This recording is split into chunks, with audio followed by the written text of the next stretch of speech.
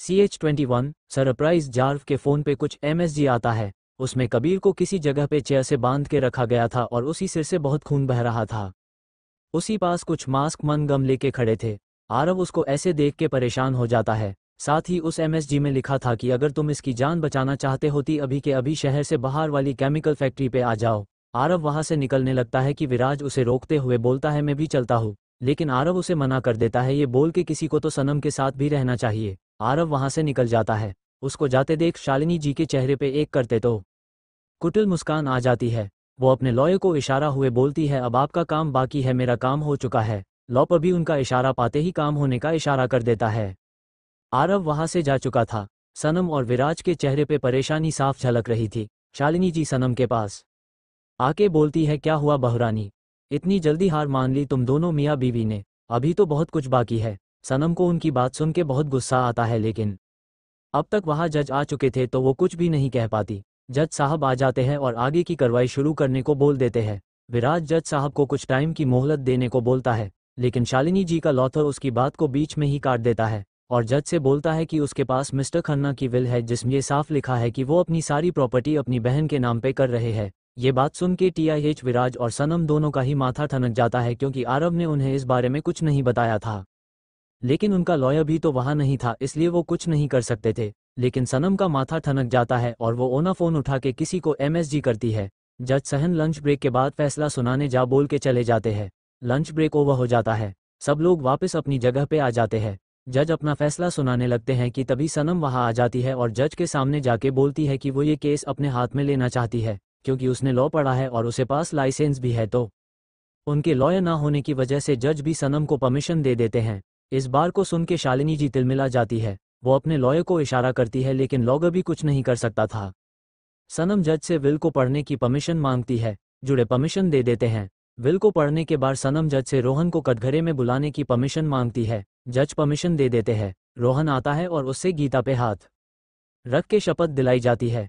सनम रोहन से कुछ इधर उधर के सवाल करती है। शालिनी जी का वकील सनम का मजाक उड़ने की कोशिश करता है, लेकिन सनम फिर भी आराम से ही बात करती है। रोहन, जो अब तक सनम के बेफिजूल के सवाल सुन के थोड़ा फ्रस्ट्रेट हो चुका था, उसको गुस्सा आ रहा था, साथ ही थोड़े चक्कर भी। सनम उसके पास जाती है, देखती है उसकी थोड़ी थोड़ी आंखें बंद होने लगी थी। रोहन फिर भी खुद को संभाले खड़ा था। उसको थोड़ी घोड़ी नींद आने लगी थी, लेकिन वो कम थी, इसलिए किसी को कुछ पता नहीं चला। सामान रोहन को बोलती है, रोहन, इस बिल में लिखा है कि खतरा एम्पायर के मालिक आप है, क्या ये सब है? रोहन को नींद आ रही थी बुरी तरह, उसका ही फायदा सनम ने उठाया। रोहन आधी नींद में खुद को जगाने की कोशिश में बोलता है, नहीं ऐसा नहीं हो सकता, बिल में लिखा है कि सबकी मालिक मेरी मॉम है। लेकिन आपको कैसे पता? सनम क्रॉस क्वेश्चन करती है। रोहन थोड़ा मुस्कुराती हुए बोलता है, वो इसलिए क्योंकि ये दिल मैंने ही ती बनवाई है। इसका मेटल की ये विल नकली है। अगर ये नकली है ती असली विल क्या है? तारांकन सनम फिर एक सवाल पूछ देती है। शालिनी जी के लॉयर के तो हाथ पाए ठंडे पड़ चुके थे और शालिनी जी का चेहरा गुस्से से लाल हो चुका था। रोहन जवान देती हुए बोलता है, असली विल के हिसाब से सब कुछ आरवजा है। बस इतना सुनने की देर थी और सबके कान ठंडे हो जाते हैं। जज साहब को अपना सही फैसला मिल चुका था। रोहन को वापस भेज दिया जाता है। जज सहन अपना फैसला सुनाते हैं कि सब कुछ वापस से आरव को वापस दे दिया जाए। गलत विल कोर्ट में पेश करने की वजह से शालिनी जी के लॉयर का लाइसेंस कैंसिल कर दिया गया।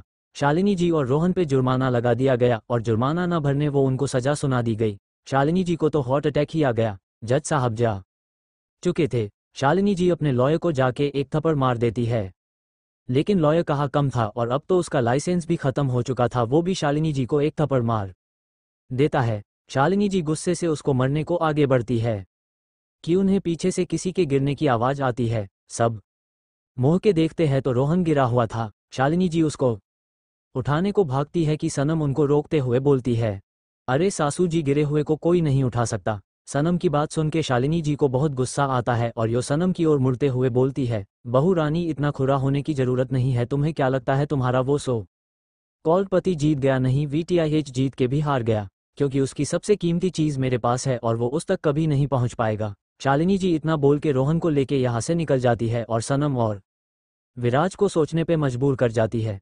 सनम अपना फोन उठा के मिहिर को कुछ MSG करती है। यही विराज TIH खुशी से फूले नहीं समा रहा था। उसे तो यकीन ही नहीं हो रहा था कि आरव का हक अब उसे मिल जाएगा। विराज और सनम भी वहां से घर के लिए निकल जाते हैं। सनम को रह रह के आरव की याद आ रही थी, क्योंकि उसका कॉल ही नहीं लग रहा था। वहीं आरव जब उस फैक्ट्री में पहुंचा तो कबीर उसे चेयर पर बांधा दिखाई दिया, लेकिन उसके पास कोई भी नहीं था। कबीर के सिर से खून बह रहा था। आरव उसके पास जाके उसे खोलता है और उसे होश में लाने की कोशिश करता है। आरव पास में पानी ढूंढने लगता है। वो जल्दी से पानी काटा है और कबीर के चेहरे पे हाल देता है। कबीर एकदम से उठ जाता है और बिना आंख खोले ही बोलता है, कौन है बे, सुबह सुबह उठा दिया, चैन से सोने भी नहीं दे रहे हो। आरव कबीर को खींच के एक तमाचा मार देता है। कबीर की आंखों छोटी हो जाती है, लेकिन सामने खड़े डेविल को देख के वो फिर से नॉर्मल हो जाता है। आरव कबीर को लेके वहां से जाने लगता है।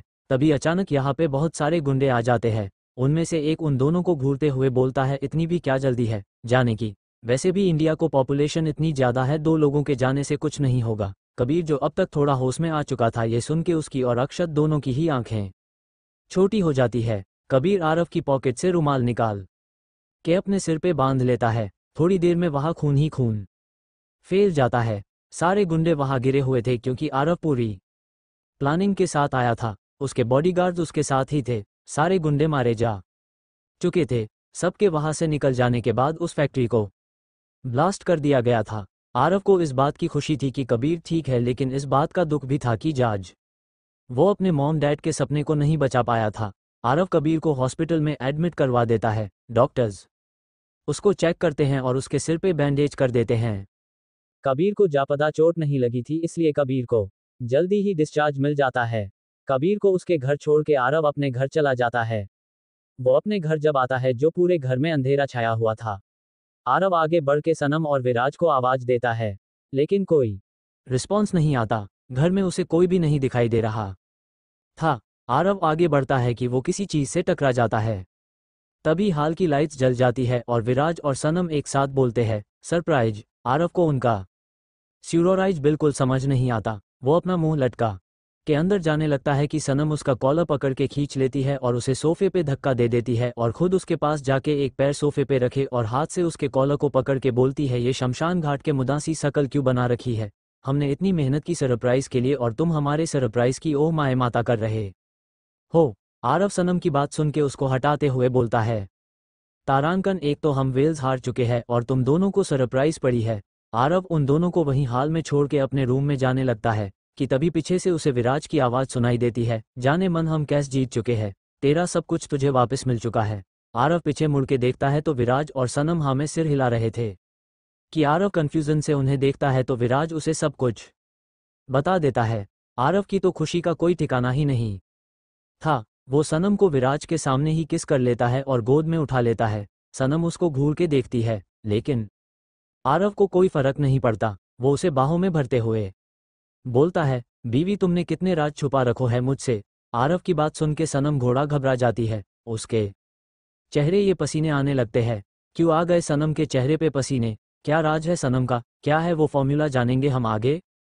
CH22 रिहा खन्ना अंपायर के हेड ऑफिस की बिल्डिंग के बाहर बहुत सारी कारें एक साथ आके रुकती है। उन कारों से बॉडीगार्ड्स बाहर आते हैं और चारों ओर फैल जाते हैं। उसके बाद उन बॉडीगार्ड का हेड जाके बीच वाली कार का डोर ओपन करता है। उनमें से आरव ब्लैक सूट पहने स्टाइल से बाहर आता है। उसके साथ ही विराज भी अपने हॉट सुक में बाहर आता है। उस वक्त खन्ना एम्पायर के सभी एम्प्लॉय भी मैन एंट्रेंस पे अपने सीईओ का स्वागत करने के लिए खड़े थे। उनमें से कुछ बहुत पुराने एम्प्लॉय थी तो कुछ अभी ज्वाइन हुए थे, लेकिन को केस अभी कोर्ट में चला था, वो पूरी दुनिया ने देखा था, इसलिए आरव को सब लोग जानते थे।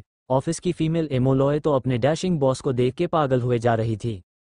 पुराने एम्प्लॉय जो कि आरव के डैड के साथ भी काम करते थे, वो तो आरव को अपने सीईओ के रूप में देख के उन्हें बहुत खुशी हो रही थी, क्योंकि वो बरसों से यहाँ काम कर रहे थे तो जानते थे कि शालिनी जी ने जबरदस्ती इस कंपनी पे कब्जा किया हुआ है। आरव आगे बढ़ता है तो सभी एम्प्लॉय उसका वेलकम करते हैं। आरव पूरी शान से अपने ऑफिस में एंट्री करता है और उसके साथ ही विराज भी। आरव की आंखें आज भी नम थी, लेकिन इस बार खुशी की वजह से आरव अपने असली अवतार में आता है और एक बांसी टोन में सभी एम्प्लॉय को मीटिंग रूम में आने की बोलता है।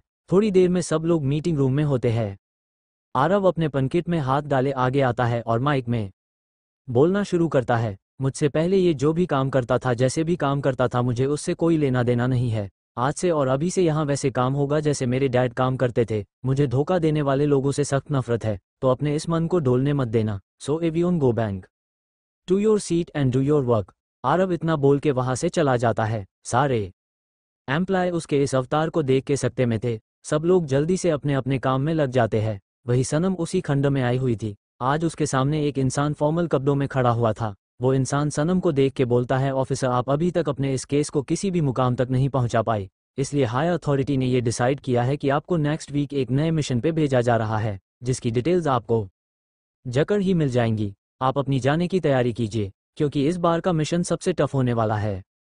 ये सनम के चीफ थे, जो अपना फैसला सुना चुके थे। सनम कुछ कहना चाहती थी, लेकिन अपने चीफ की बात भी नहीं टाल सकती थी। एक एजेंट के लिए पहले देश आता है, बाकी चीज बाद में। पहले फर्ज उसके अलावा और कुछ नहीं, लेकिन फिर भी अभी भी उसके पास 3 दिन बाकी थे। वो अपने चीफ को पेश बोल के वहां से निकल जाती है।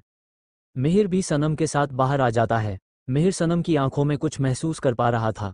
वो उसके कंधे पे हाथ रख के बोलता है, चीफ, मैं जानता हूं अभी आप अपनी फैमिली के बारे में सोच रहे हो, पर आप तो जानती ही है ना, हम एजेंट्स की फैमिली सिर्फ देश हित है। आपने इस मिशन के लिए शादी तक कर ली, कहीं ऐसा टीआईएच नहीं उस फिल्म स्टार से प्यार हो गया है आपको? मिहिर की बात सुन के सनम उसको धूल के देखती है और बोलती है, अपना ये कीड़े जैसा मुंह बंद रखो, मुझे उस डेविल की कोई फिक्र नहीं है। जब देखो तब चिपकता रहता था। अच्छा है पीछा छूटेगा, लेकिन जाने से पहले उसे एनिवर्सरी गिफ्ट तो देना बनता ही है। सनम एक नज़र मुस्कुरा के मिहिर को देखती है और आंखों से ही एक दूसरे को इशारा करके वहां से निकल जाते हैं। मिहिर भी अपनी बाइक लेके निकल जाता है। कुछ देर में वो एक कोर्टेज जैसी जगह पे होता है। सनम, मिहिर, रूही, टिया, रोनी सब लोग वहां होते हैं। पांचों एक दूसरे को देख के मुस्कुराते हैं। सनम सबको एक नज़र देखती है और बोलना शुरू करती है, सिर्फ 3 दिन है हमारे पास। अगर जो हम सोच रहे हैं वो सच हुआ तो हमारा मिशन आधा सक्सेसफुल ही जाएगा। इसलिए जितनी भी ताकत है सारी लगा दो, हमें ये करना ही है। इसके अलावा और कोई ऑप्शन नहीं है हमारे पास। मुझे उस इन्फॉर्मर से पता चला है कि उस फार्म हाउस में कोई तो है जिस हमें पता करना है। सब लोग अपना सिर हमें हिला देते हैं और वहां से अपनी अपनी मंजिल की ओर निकल जाते हैं। सनम भी जरव और विराज से वापस आने से पहले ही घर जा चुकी थी। एक दिन गुजर चुका था और उन लोगों के हाथ अभी तक कुछ भी नहीं लगा था। शालिनी जी और रोहन इतने दिन से उसी फार्म हाउस में पड़े हुए थे। नेक्स्ट डे सनम और चाकी सब फिर से उसी कटीज में मिलते हैं। सब लोग अपना प्लान डिस्कस करते हैं और रात को मिलने का प्लान करते हैं। रात को डिनर में सनम ने डिनर में नींद की गोली मिला दी थी, जिससे विराज और आरव दोनों ही गहरी नींद में चले जाते हैं। सनम चेंजिंग रूम में जाके फिर से उसी ब्लैक आउटफिट में बाहर आती है। एक नज़र सोए हुए आरव को देख के एक छोटी सी स्माइल उसके फेस पे आ जाती है, लेकिन अपने दिल में आए सभी ख्यालों को साइड करके वो वहां से निकल जाती है। कुछ देर में वो पांचों जंगल के बाहर होते हैं। सब लोग एक बार फिर से अपना प्लान एग्जीक्यूट करने को तैयार थे। सब ने अपनी आंखों पे एक स्पेशल काइंड के चरमे पहने थे, जिससे वो अंधेरे में भी देख सके। धीरे धीरे पांचों आगे बढ़ने लगते हैं। कुछ ही पलों में वो लोग फार्म हाउस के बाहर थे। गेट 0 डिजिटल सिक्योरिटी सिस्टम था, क्योंकि गार्ड को टीआईएच उन्होंने सुला दिया था। मिहिर अपना फोन निकल के उसम कुछ करता है और कुछ ही सेकंड बाद सबको थम्स अप का साइन देता है। सब लोग अपने फेस पे मास्क पहन लेते हैं। रोनी आगे बढ़ के एक स्पेशल तरह की गैस अंदर छोड़ देते हैं, जिससे सारे गाइस बेहोश हो जाते हैं। वो लोग उन गाइस को मार नहीं सकते थे, क्योंकि अगर ऐसा होता तो मीडिया के पास उसकी अगर खबर पहुंच जाती तो उन लोगों को उनकी जॉब भी गंवानी पड़ सकती थी, क्योंकि उनका मिशन तो पहले ही छीन लिया गया था। सब गाइस कुछ ही सेकंड्स में बेहोश हो चुके थे। सारे संभाल के अंदर की ओर बढ़ जाते हैं। सब लोग एक एक रूम को चेक करने लगते हैं। अंदर एक रूम में शालिनी जी हाथ में शराब की बोतल लिए बेड पे बेहोश पड़ी थी, शायद ज्यादा ड्रिंक की वजह से, और उनके पास ही किसी की तस्वीर रखी हुई थी। वो लोग उनकी इग्नोर करके आगे बढ़ते हैं तो उस रूम में रोहन किसी लड़की के साथ इंटीमेट हो रहा इक्वल्स था, लेकिन उन दोनों को तो होश ही नहीं था कि कोई उनके ही घर में घुस चुका है। वो लोग थोड़ी सी गैस उस रूम में भी डाल देते हैं और वो दोनों वैसे ही बेहोश हो जाते हैं। उन पांचों ने कुछ ही देर में पूरा फार्म हाउस छान मारा था, लेकिन उन्हें कुछ भी नहीं मिला।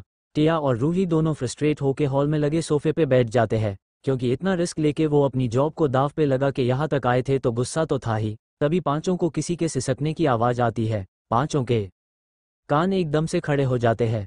रोनी एकदम से बोलता है, तारांकन, आवाज तो नीचे से आ रही है, कहीं बेसमेंट में तीह कुछ नहीं? रोनी की बात सुन के सब लोग बेसमेंट का रास्ता देखते हैं। मिहिर को वहां लगे सीसीटीवी दिख जाते हैं। वी उनको हैक कर लेता है और रिवाइंड करके देखता है। उसमें शालिनी जी बेसमेंट में जाती दिखती है। सबको डोर मिल जाता है। सब लोग उस ओर बढ़ जाते हैं। मिहिर डोर लॉक तोड़ता है और सब लोग संभाल के अंदर जाने लगते हैं। सामने का नज़ारा देख के पांचों की आंखें फैल जाती है। टिया सामने देखते हुए बोलती है, ये शालिनी तो सूरपंखा निकली, इससे घटिया तो मैंने आज तक कोई नहीं देखा। बेसमेंट में बंधे उन लोगों की हालत बहुत खराब थी। सबसे पहले उनके हॉस्पिटल ले जाना जरूरी था। उनकी लंबी दाढ़ी और गंदे बिखरे बाल, फटे कपड़े, जिस्म से बहता खून किसी को भी डराने को काफ़ी था। वो दोनों अभी बेहोश हो चुके थे। पांचों उनको संभाल के बाहर ले जाते हैं और उनकी हॉस्पिटल के लिए लेके निकल जाते हैं।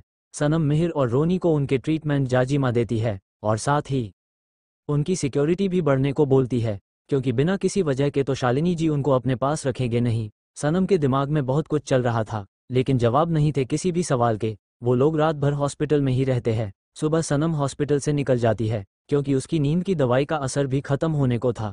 सुबह जब वो घर पहुंची तो आरव अभी भी सो रहा था। सनम जल्दी से जाके चेंज कर लेती है। वो दोनों लोग कौन है वो आगे पता चल जाएगा। CH23 सनम आरव का एक होना। एक आज सनम और आरव की शादी को 1 साल बीत चुका था। आरव आज बहुत खुश था क्योंकि उसकी शादी कॉल साल बीत चुका था और उसके हेड की कंपनी भी उसके पास आ गई थी। वो आज एक ग्रैंड पार्टी भो करना चाहता था और सबसे सनम को भी मिलवाना चाहता था, क्योंकि कोई नहीं जानता था कि आरव खतरा कीची है कौन। लेकिन सनम ने पार्टी के लिए मना कर दिया। लेकिन आरव विराज को भी ये बात समझ नहीं आई। लेकिन सनम की खुशी के किए वो रेडी हो जाता है। आज का दिन सनम और आरव साथ ही बिताते हैं। सनम की आंखों में कुछ था जो आरव को खटक रहा था, लेकिन उसने कुछ भी नहीं कहा। सनम और आरव दिन भर घूमते हैं। सनम के लिए आरव ने ढेर सारी शॉपिंग भी की थी और उसने उसके लिए एक खूबसूरत पेंडेंट भी लिया था। वो काफ़ी महंगा था, लेकिन आरव के लिए तो अब पैसों का समुंदर भरा हुआ है। रात को आरव उसे डिनर के लिए एक खूबसूरत से फार्म हाउस पे लेके जाता है। फार्म हाउस बहुत ही प्यारा था। आरव ने वो फार्म हाउस सनम के लिए ही खरीदा था। सनम पूरे फार्म हाउस को घूम घूम के देख रही थी। सफ़ेद संगमरमर से बना वो घर बहुत ही प्यारा था। सनम पूरे घर को देख चुकी थी। अंदर से पूरे घर को देखने के बाद वो दोनों टेरेस पे होते हैं। वो घर शहर से दूर एक शांत जगह में था। सनम टेरेस पे खड़ी दूर तक फैली हुई शांति को महसूस कर रही थी। जार्व उसको खुश देख के मुस्कुरा रहा था। आरव उसके पास जाके उसे पीछे से ही अपनी बाहों में भर लेता है। सनम उसके ऐसे पास आने से सिहर जाती है। आरव उसके कान पे किस करके बोलता है, तुम्हारे लिए कुछ गिफ्ट लाया है, रूम में रखा है। मैं चाहता हूँ कि तुम वो आज मेरे लिए पहनो, प्लीज़। सनम के चेहरे पे थोड़ा डर दिखाई दे रहा था। वो हाँ में सिर हिला के वहाँ से चली जाती है। वो रूम में जाके देखती है तो बेड पे उसके लिए एक वाइट कलर की बहुत प्यारी साड़ी रखी हुई थी। सनम साड़ी को उठा के देखती है। यो कुछ देर सोच में पड़ जाती है, लेकिन कुछ टाइम बाद ही वो उस साड़ी को पहन के टेरेस पे चली जाती है। सनम की पायलों की आवाज़ सुन के आरव जब पलट के देखता है तो सामने अपने चेहरे पे शर्म की लाली लिए सनम अपनी पलकें झुका के खड़ी थी। आरव धीरे धीरे उसके पास जाता है। सनम के दिल में एक अजीब सी घबराहट हो रही थी, लेकिन वो समझ नहीं पा रही थी क्यों। आरव उसके पास आके उसका हाथ पकड़ के उसे आगे लेके आता है। उसने टेरेस पे ही उन दोनों के लिए डिनर का अरेंजमेंट किया था। आरव सनम के लिए चेयर खींच के उसे बैठा देता है और खुद भी बैठ जाता है। दोनों को डिनर सर्व करता है और दोनों एक दूसरे को अपने हाथों से खिलाते हैं। डिनर के बाद आरव सनम से डांस के लिए पूछता है। सनम भी खुशी से डांस के लिए रेडी हो जाती है। आरव अपने हाथ सनम की खुली कमर पे रख देता है और उसे अपने पास खींच लेता है। सनम के हाथ आरव के सीने पे थे। दोनों ही एक दूसरे की आंखों में देख रहे थे। सनम तो पूरी तरह से आरव की नीली आंखों में खो चुकी थी। आरव उसे एक झटके से पलट देता है और उसके पेट पे अपने हाथ चलाने लगता है। सनम की आंखें उसके छूने से बंद हो जाती है। आरव उसके बालों को एक साइड कर देता है और उसके कंधे पे अपने होठ पिराने लगता है। सनम की पकड़ उसकी साड़ी पे कस जाती है। आरव सनम के कान पे किस करने लगता है। वो उसके इरलोब को अपने होठों में दबा लेता है। सनम की पूरी बॉडी में कट दौड़ रहा था। वो एकदम से उससे अलग होती है और बोलती है, आरव प्लीज़ यहाँ नहीं। आरव एक झटके से उसे अपनी बाहों में उठा लेता है और अपने रूम में जाने लगता है। आरव सनम को रूम में लाके उतार देता है और डोर लॉक करके अपनी शर्ट भी उतार देता है। सनम जो खिड़की के पास खड़ी थी उसे पीछे से ही अपनी बाहों में भर लेता है एक और उसे किस करने लगता है। आरव उसके बालों को आगे करके उसकी साड़ी की पिन निकाल देता है और उसके ब्लाउज की होरी भी खोल देता है। आरव अपना हाथ आगे बढ़ा के उसकी साड़ी की प्लेट्स निकल के उसकी साड़ी को उसके बदन से अलग कर देता है। आरव सनम की गोद में उठा लेता है और उसे बेड पे लिटा के खुद उसके ऊपर आ जाता है। सनम अपने हाथों से खुद को कवर करने की कोशिश करती है। आरव उसके दोनों हाथों को अपने एक हाथ में पकड़ के उसके सिर के ऊपर कर देता है। सनम को इस वक्त बहुत शर्म आ रही थी। वो एकदम से पलट जाती है। आरव उसके शर्माने से मुस्कुरा उठता है। वो उसकी पीठ पे अपने होठ फिराने लगता है। आरव ने सनम की पूरी पीठ पे अपने प्यार की निशानी दे दी थी। आरव अपने दांतों से उसके ब्लाउज के हुक खोल देता है और उसे पलट देता है। आरव सनम के होठों पे अपने होठ रख के उसे किस करने लगता है। सनम भी उसका पूरा साथ देती है। दोनों अब तक अपना कंट्रोल पूरी तरह से खो चुके थे। आरव सनम की सारों उखाड़ने पे उसके होठों को छोड़ के उसकी गर्दन पे किस करने लगता है। वो उसकी कॉलर बोन पे किस और बाइट करने लगता है। सनम के हाथ आरव के कंधों पे चले जाते हैं। आरव एक झटके से उसके ब्लाउज को उसकी बॉडी से अलग कर देता है। सुबह के 4 बजे आरव सनम को छोड़ता है और चक के सो जाता है। उसके सोते ही सनम खुद को संभलते हुए उठती है और बाथरूम में चली जाती है। कुछ ही देर में यो रेडी होके बाहर आती है और आरव के माथे पे किस करके वहां से निकल जाती है। सुबह जब आरव की नींद खुलती है तो सनम उसे कहीं दिखाई नहीं देती, लेकिन बेडशीट पे लगे ब्लड स्पॉट से उसको कल रात का सीन याद आता है और उसका चेहरा खिल जाता है। यो उठने लगता है कि उसे अपने बेड की साइड टेबल पे एक नोट दिखाई देता है। वो नोट उठा के पढ़ता है तो उसमें लिखा था, सबसे पहले तो थैंक यू कल रात के लिए, मुझसे इतना प्यार करने के लिए। तुमने मुझे कल मेरी जिंदगी का सबसे बेस्ट गिफ्ट दिया। अब मेरी बारी रिटर्न गिफ्ट की है। नीचे लिखे एड्रेस पे तुम्हें तुम्हारी जिंदगी की सबसे कीमती चीज़ मिलेगी, मुझसे भी ज़्यादा कीमती। और लास्ट में सॉरी, मेरा और तुम्हारा कोई मेल नहीं है, मुझे जाना होगा। मेरा और तुम्हारा साथ यही तक था, मुझे तुम्हारी ज़िंदगी में प्लान करके भेजा गया था। अब मेरे जाने का वक्त हो गया है, मुझे माफ़ कर देना अगर मैंने तुम्हारा ज़्यादा दिल दुखा दिया हो तो। हमेशा खुश रहना और विराज को भी सॉरी बोल देना। अलविदा। आरव की आंखें गुस्से से लाल हो चुकी थी। वो उस पेपर को भीड़ देता है और अपने कपड़े पहन के बाहर चला जाता है, लेकिन उसे सनम कहीं दिखाई नहीं देती। वो गाड़ी की चाबी लेके बाहर चला जाता है और उस एड्रेस के लिए निकल जाता है।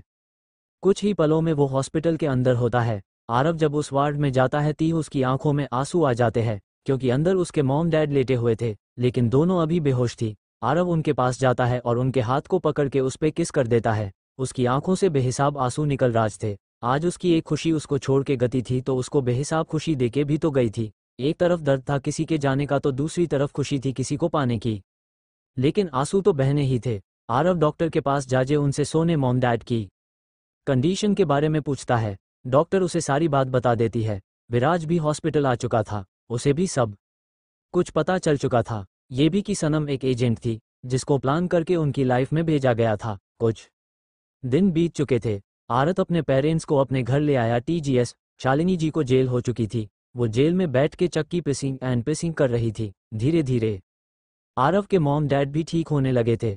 आरव ने सनम को ढूंढने के लिए अपनी पूरी फोर्स लगा दी थी, लेकिन उसे कुछ भी पता नहीं चला था। देखते ही देखते 2 साल बीत जाते हैं। उसके मॉम डैड बिल्कुल ठीक हो चुके थे, लेकिन एक अजीब सा सूनापन था उसकी जिंदगी में, वो अधूरा चाह।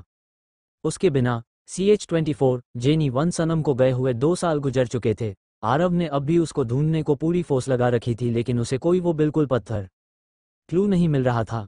इन 2 सालों में दिल बन चुका था। उसने अपने आप को बिजनेस में झोंक दिया था। 2 सालों में वो वर्ल्ड का रिचेस्ट पर्सन बन चुका था। साथ ही इतना कठोर कि किसी को डराने के लिए उसका नाम ही काफ़ी था। उसके मॉम डैड बिल्कुल ठीक हो चुके थे। शालिनी जी अभी तक जेल में ही थी और उनके जाने के बाद रोहन भी वहां से जा चुका था। कोई नहीं जानता था कि वो कहाँ गया है। आरव ने इस बीच किसी को भी अपनी लाइफ में नहीं आने दिया था। पारुल जी ने बहुत कोशिश की थी उसको दूसरी शादी के लिए मनाने की, लेकिन उसने मना कर दिया। विराज भी अभी भी रूही की यादों के सहारे जी रहा था। पिछली बार जब पारुल जी ने आरव से शादी की बात की तो वो नाराज होकर यूएसए चला गया था और उसके बाद 1 महीने बाद वो इंडिया वापस आ रहा था। उसका जेट एयरपोर्ट पे लैंड करता है और आरव बिना किसी भाव के एरोगेट स्टाइल में जेट से बाहर आता है। उसके पीछे ही विराज भी बाहर आता है। बाहर उनके लिए उनकी करो का काफिला और उनके बॉडीगार्ड लाइन में खड़े थे। आरव का पर्सनल बॉडीगार्ड जियान उसके लिए कार का डोर ओपन करता है। आरव और विराज दोनों ही बैठ जाता है और साथ ही जियान भी। ड्राइवर कार आगे बढ़ा लेता है। उनकी कार कुछ देर में खन्ना एंटरप्राइजेस के बाहर रुकती है। जियान डोर ओपन करता है और आरव अपनी आंखों में आग लिए बाहर आता है। हमेशा हंसी मजाक करने वाला विराज भी अब शांत हो चुका था। उसके दिल में रूही के लिए प्यार था या गुस्सा उसे कुछ समझ नहीं आता था, और उसी फ्रस्ट्रेशन में वो खुद पे ही गुस्सा निकाल करता आरव अपने केबिन में चला जाता है और अपने केबिन में चला जाता है। जियान कुछ देर में उसके लिए कॉफ़ी लेके आता है और कॉफ़ी रख के खड़ा हो जाता है। आरव उसको एक नज़र देखता है और उसका इशारा पाते ही जियान बोलना शुरू करता है, सर अभी क्लियरली तो कुछ पता नहीं चला, लेकिन ये कुछ फ़ोटो देखिए, इन्हें ऑस्ट्रेलिया में देखा गया है। इनका नाम जेनी है और ये एक कंपनी में SAPA जॉब करती है। इनकी मैंने बाकी इन्फॉर्मेशन निकलवाने की कोशिश करी लेकिन कुछ पता नहीं चला। इनकी पहले की कोई इन्फॉर्मेशन नहीं है। जियान इतना बोल के चुप हो जाता है। आरव कुछ देर उन फोटोज़ की देखता है और उसके फेस पे एक डेविल स्माइल आ जाती है। वो जियान को ऑर्डर देता है, जेट रेडी करो, हम कुछ देर में ऑस्ट्रेलिया के लिए निकलेंगे। इतना बोल के आरव वहां से निकल जाता है और जियान अपना सिर पीटते हुए बोलता है, हे भगवान, ये आदमी इंसान है या रोबोट? ना खुद चैन से जीता है ना मुझे जीने देता है। आरव ऑफिस से निकल के सीधे खन्ना मैंशन आ जाता है। खजा मैंशन में सारे सर्वेंट इधर से उधर भाग रहे थे। किचन में पारुल जी अपने बेटे के लिए उसकी पसंद जा खाना बना रही थी और शान जी झांक के किवन में देखते हुए बोलते हैं, अरे भाग्यवान, सब कुछ बेटे को ही खिलाओगी? अरे भाई, अपने पति की भी तो फिक्र करो। पहले मैं आया था तुम्हारी लाइफ में तभी तो मेरी मेहनत से आपका लाल आया है। तभी उड़ता हुआ बेलन उनके पास गिरता है। बस थोड़े से बच गए, नहीं तो सिर फूटना तय था। शान जी चुपचाप छोटा सा मुंह बना के वहां से चले जाते हैं और डाइनिंग टेबल से एप्पल उठा के खाने लगते हैं और एप्पल को देखते हुए अपने पेट पे हाथ फेर के बोलते हैं, एक तू है और एक मेरा पेट, दूसरा मेरा लाल जो मुझे भूखा मार रहा है। एक बार घर तो आए, फिर बताता हूँ कि मैं भी उसका बाप हूँ। तभी घर के बाहर गाड़ियों के रुकने की आवाज आती है। आरव और विराज दंदनाते हुए अंदर आते हैं। पारुल जी किचन से बाहर आती है और अपने बेटे को देख के उनकी आंखों में आंसू आ जाते हैं। आरव भी अपनी मां को गले लगा लेता है। पारुल जी की आंखों में आंसू थे। उनको रोता देख आरव बोलता है, मॉम रोना बंद कीजिए, मैं ऑस्ट्रेलिया जा रहा हूँ, खाना लगा दीजिए, मुझे भूख लगी है। इतना बोल के वो अपने दरवाजे मिलके अपने रूम में चला जाता है और उसके मॉम डैड उसको देखते ही रह जाते है। पारुल जी लंच लगा देती है। कुछ देर में आरव और विराज भी लंच कर लेते हैं और जाने के किए रही थे। पारुल जी की आंखों में आंसू थे। आरव भी उनकी हालत समझ रहा था। वो अपनी मॉम और अपने डैड को गले लगा के बोलता है, मॉम डैड आप परेशान मत होइए, मैं जल्दी ही वापस आ जाऊंगा और इस बार अकेला नहीं, आपकी बहू को साथ लेके आऊंगा। आरव इतना बोल के वहां से निकल जाता है और उसके साथ ही विराज भी। पारुल जी और शान जी तो इस बात से खुश थी कि उनकी बहू उनको मिल गई। यही ऑस्ट्रेलिया में जेनी अपने घर में रेडी हो रही थी। तभी एक लेडी मायरा अंदर आती है, बोलती है, मैं प्लीज जल्दी चलिए। जेनी बाहर आती है और जोर से चिल्ला के बोलती है, रूह और रोमी, अगर तुम दोनों ने अभी के अभी लड़ना बंद नहीं किया तो तुम दोनों का सामान उठा के घर के बाहर फेंक दूंगी और तुम दोनों टेरेस से धक्का दे दूंगी और मुझे बिल्कुल भी तकलीफ नहीं होगी। एक तो पहले ही लेट हो गए हैं हम और तुम दोनों को लड़ने से फुर्सत नहीं है। रूह और रोमी दोनों ही चुप हो जाते हैं और अपने अपने रूम में चले जाते हैं और कुछ ही सेकंड्स में दोनों रेडी होके बाहर आते हैं। तब तक जेनी ने टैक्सी बुक कर ली थी। दोनों भागते हुए टैक्सी के पास आके रुकते हैं और जल्दी से अंदर घुस जाते हैं। कुछ देर में टैक्सी एक बड़ी सी बिल्डिंग के आगे रुकती है। तीनों जल्दी से उतर जाते हैं और भागते हुए अंदर जाते हैं। कुछ ही देर में वो अपने सीईओ के केबिन में थे और चुपचाप दांत खा रहे थे। सीईओ उनकी देख के बोलता है, अरे आए आए, वैसे आपने क्यों तकलीफ करी इतनी जल्दी आने की? थोड़ी देर से आते, अभी ऑफिस का टाइम नहीं हुआ है, अभी तो आप तीनों के रेस्ट करने का टाइम होता होगा। तुम तीनों एक काम करो, घर जाओ और रेस्ट करो, नींद पूरी नहीं हुई हैगी ना अभी तक तुम तीनों की? उनकी बात सुन के तीनों एक दूसरे को देखते हैं और फिर सिर झुका के खड़े हो जाते हैं। रूह अपने मन में चुप कर जा टकले, अगर तू इतना ही बड़ा सीईओ है तो अपने सिर पे बाल उगा के दिखा। आटे में लिपटे हुए मैदे किसी दिन तू बाहर तो मिल, तेरी इस गोरी चमड़ी को मार मार के काला ना बना दिया तो मेरा नाम भी, अरे क्या है मेरा नाम, पिंकी? नहीं नहीं रूह नहीं, शिवानी नहीं, नहीं रूही ही है, वही। रोमी अपने मन में सुन बे उजड़े हुए आखिरी चमन अपनी चपड़ चपड़ को बंद करके, वरना तेरे इस उजड़े हुए बाग में अंडे की खेती कर दूंगा और वो भी ऐसी की सारी जिंदगी रोड पे अंडे बेचेगा और बोलेगा, अंडे ले लो अंडे, 2 रुपए के 1.5 अंडे।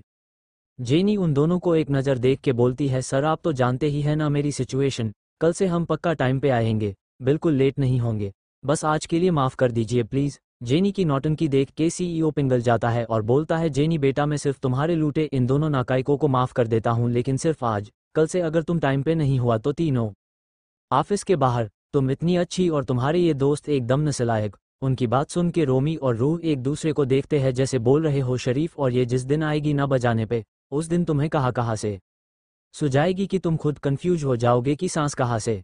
के और रोमी और रूह अपने डेस्क पे आ जाते हैं।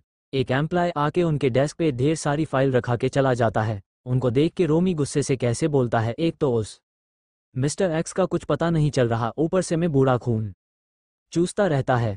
कभी मेरा मन करता है इसके पूरे सिस्टम को हैक करके इसका पूरा बैंक बैलेंस अपने नाम कर लूँ, फिर हम करेंगे मजा और ये टकला बोलेगा, अल्लाह के नाम पे दे दो बाबा। रूह उसकी बात सुन के खिलखिला के हंस देती है। तभी उनके फ़ोन में जेनी का MSG आता है, काम पे काग जाओ, आज बिना क्लू लिए नहीं जाना है हमें, ज़्यादा वक्त नहीं है, जल्दी रिजल्ट निकालो, जल्दी ही हमें ये कंट्री छोड़नी पड़ेगी।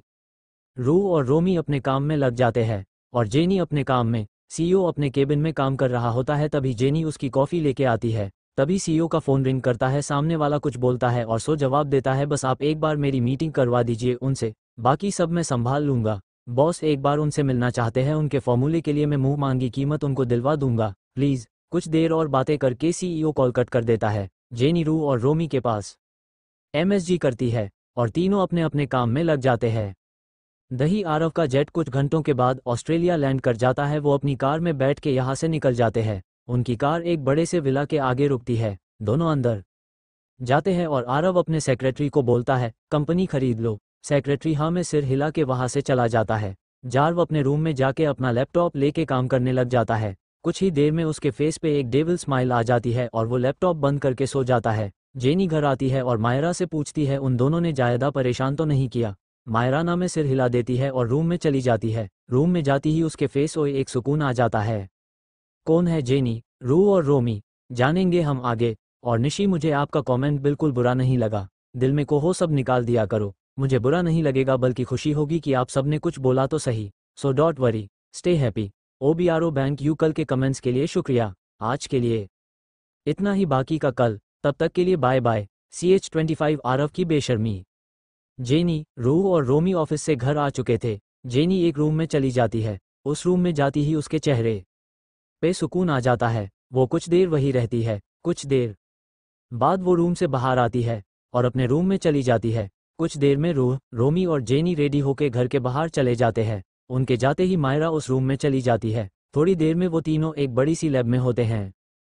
उन तीनों के साथ वहाँ कुछ और लोग भी होते हैं और सामने स्क्रीन पे कुछ फोटो शो हो रही थी। एक आदमी जी उन सबके बीच चेयर पे बैठा था। वी बोलना शुरू करता है, ये है पारुल खन्ना। एक जमाने में वो बहुत फेमस साइंटिस्ट रह चुकी है। सिर्फ रह चुकी नहीं है, हमारे कुछ इन्फॉर्मर्स से पता चला है कि वो अब भी सीक्रेटली अपनी लैब में काम कर रही है, लेकिन हमें सिर्फ खबर मिली है, कोई प्रूफ नहीं है अभी हमारे पास। कुछ साल पहले उन्होंने एक फॉर्मूला रेडी किया था इंडियन आर्मी के लिए। हमारे जो सोल्जर्स लड़ाइयों में घायल हो जाते हैं उनके लिए एक ऐसा फॉर्मूला जिसकी सिर्फ एक ड्रॉप किसी के भी घाव को सिर्फ कुछ सेकंड्स में ही ठीक कर सकता था। वो गवर्नमेंट के लिए काम करती थी, तो वी फॉर्मूला भी यो गवर्नमेंट को ही देने वाली थी। एक वक्त पे ये भी खबर थी कि उन्होंने वो फॉर्मूला रेडी भी कर लिया है, लेकिन जब वो उस फॉर्मूला के साथ रक्षा मंत्री से मीटिंग करने के लिए आ रही थी तो उनका एक्सीडेंट हो गया। सब लोगों को लगता था कि वो उस एक्सीडेंट में मारी जा चुकी है, लेकिन 2 साल पहले ही वी वापस आ गई। उनको उनकी ही नंद ने बधी बना रखा था और अब वो वापस आ चुकी है।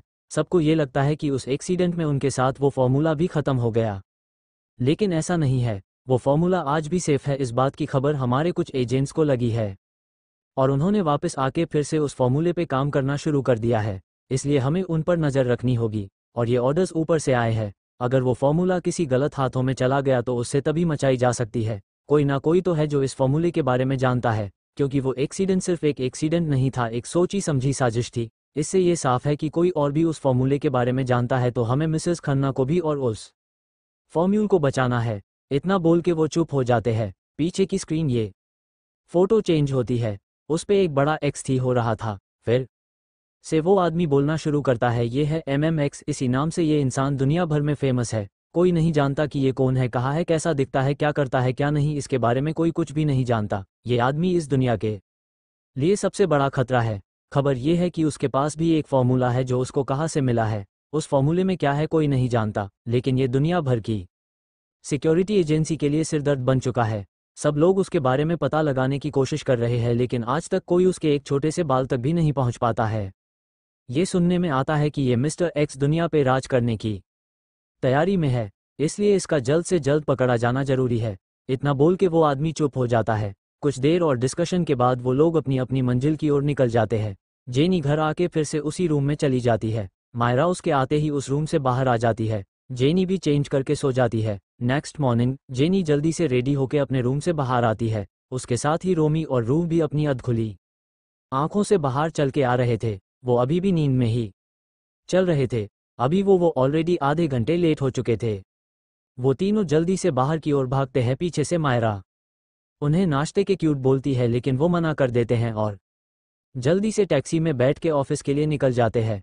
कुछ देर में वो लोग ऑफिस पहुंच जाते हैं। तीनों जल्दी से टैक्सी से निकल के ऑफिस के अंदर भागते हैं। जेनी थी अपनी ही धुन में बली जा रही थी। यही रूह और रोमी को कोई फिक्र ही नहीं थी, वो दोनों अपनी ही धुन में चले जा रहे थे। जेनी जो कि भागते हुए अंदर आ रही थी, अचानक उसका पैर स्लीप हो जाता है और वो अपने सामने खड़े इंसान से टकरा जाती है। वो इंसान भी धक्का लगन से खुद को संभाल नहीं पाता और जेनी के साथ ही गिर जाता है। दोनों के गिरने की पोजीशन ऐसी थी कि दोनों के होंठ आपस में टच हो रहे थे और जेनी से बाल पूरे बिखर गए थे, जिस से दोनों के फेस पूरे कवर हो चुके थे। जेनी अपनी आंखें खोल के देखती है तो अपने नीचे लेटे इंसान को देख के उसकी आंखें बाहर आने को मचल रही थी। वो अपने मन में है, भगवान क्या क्या दिखा रहे हो आप मुझे, ये एनाकोंडा मुझे यहाँ क्यों दिख रहा है, कौन से जन्म का बदला ले रहे हो आखिर आप मुझसे, एक वो टकला मुझे निकालने पे तुला है और आज ये मगरमच्छ का सरदार यहाँ क्या कर रहा है, ये ऑस्ट्रेलिया में क्या कर रहा है, कहीं इसने मुझे पहचान तो नहीं लिया। जेनी अपनी सोच से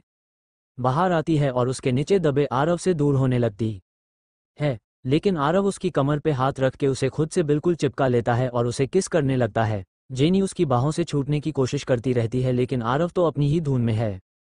वहीं रू और रोमी जब ऑफिस के अंदर आते हैं तो सामने चल रहे सीन को देख के उनको हार्ट अटैक ही आ जाता है, लेकिन जब दोनों आसपास खड़े लोगों को देखते हैं तो उन्हें लगा उनको टीबी हो गई है। दोनों जोर जोर से खांसने लगते हैं। रू का टीआईएच मन कर रहा था कि वो रॉकेट पे बैठ के मार्स पे चली जाए, लेकिन रोमी बेचारा कंफ्यूजन का मारा उसे समझ नहीं आ रहा था कि उसके सामने खड़ा इंसान चाकू और फोक लेके उसकी ओर आता क्यों दिखाई दे रहा है, जैसे बिना पकाए ही उस पे मिर्च मसाला डाल के उसको चबा जाएगा। सामने ही विराज खड़ा रोमी को पूर रहा था क्योंकि रोमी ने रूह का हाथ पकड़ा हुआ था और विराज के तन बदन में आग लगी हुई थी। इन सबसे बेखबर आरव तो जेनी को किस करने में लगा हुआ था। थोड़ी देर में जेनी को सांस लेने में तकलीफ होती है तो आरव उसे छोड़ देता है। जेनी जल्दी से उसके ऊपर से उठ जाती है और वहां से भाग जाती है क्योंकि पूरा ऑफिस स्टाफ खड़ा होकर उसकी किस को एंजॉय कर रहा था। आरव सबको एक नज़र देखता है और सब लोग अपनी अपनी डेस्क पे पहुंच जाते हैं। जेनी वॉशरूम में जाके अपनी बड़ी हुई सांसों को नॉर्मल करने लगती है। वो अपने मुंह पे पानी मारते हुए बोलती है, आरव यहाँ कैसे आ सकता है, कहीं उसने मुझे पहचान तो नहीं लिया कि मैं ही सनम हूँ, लेकिन ऐसा कैसे हो सकता है, मैंने तो अपना पूरा गेटअप ही चेंज कर लिया, फिर वो मुझे कैसे पहचान सकता है। एक पल को तो रूही भी धोखा खा गई थी, फिर वो कैसे, नहीं नहीं उसने नहीं पहचाना होगा, ये मेरा वहम भी तो हो सकता है, लेकिन अगर ये सच हुआ टीआईएच और अगर उसे उनके बारे में पता चल गया तो नहीं नहीं मैं ऐसा नहीं होने दूंगी, ऐसा कभी नहीं होगा। कुछ देर में खुद को नॉर्मल करके जेनी बाहर आ जाती है। वो केबिन में जाके काम करने लगती है। वो बॉस की पीए थी तो उनका शेड्यूल रेडी करके उनके केबिन में चली जाती है। अंदर उसका टकला बॉस आरव के साथ बैठा हुआ था। आरव को एक नज़र देखने के बाद वो अपने सीईओ की ओर मुड़ जाती है। वो कुछ बोलती उससे पहले ही सीईओ बोलता है, मिस जेनी, आज से आरव खन्ना इस कंपनी के मालिक है, तो अब से आप उनकी ही पीए है तो उनको ही उनका शेड्यूल बताइए, अब मैं चलता हूँ। सीईओ कुछ ही देर में केबिन से बाहर चल जाता है जेनी को शॉक देके। जेनी और आरव दोनों ही एक दूसरे को पूरी इंटेंसिटी के साथ घूर रहे थे, जेनी खुद को संभालते हुए आरव से उसका मॉड्यूल बताने को बोलती है। आरव थी उसको पूरने में बिजी था। उसकी नज़रों की तपिश को जेनी सहन नहीं कर पा रही थी।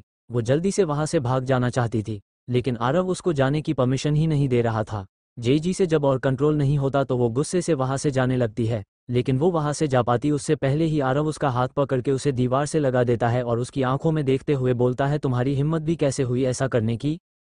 क्या जवाब होगा जेनी का, समझ टीआईएच गए ही होंगे कौन है जेनी, रू और रोमी, क्या करेगा अब आरव, विराज का क्या होगा फैसला, कौन है मिस्टर एक्स, क्या मिसेस खन्ना का फॉर्मूला खराब हो गया या लग गया वो किसी के गलत हाथों में। थैंक यू मीरा एंड साहिबा आपके कमेंट्स के लिए, जानेंगे हम आगे। आज के लिए इतना ही, बाकी का कल। तब तक के लिए बाय बाय। CH26 आरव का गुस्से वाला प्यार। जेनी जिस कंपनी में जॉब करती थी वो कंपनी आरव ने खरीद ली थी। अब जेनी को आरव की पीए की जॉब पे काम करना था। आरव और जेनी दोनों ही आरव के केबिन में थे। जेनी का दिल तो बुलेट बन चुका था। आरव एक नज़र जेनी को देखता है और धीरे धीरे उसके पास आने लगता है। भले ही सामने खड़ा इंसान उसका पति है, लेकिन आज उसे 2 साल बाद अपने सामने देख, अपने पास आते देख जेनी यानी सनम की हालत खराब हो रही थी। सनम डर से पीछे होने लगती है।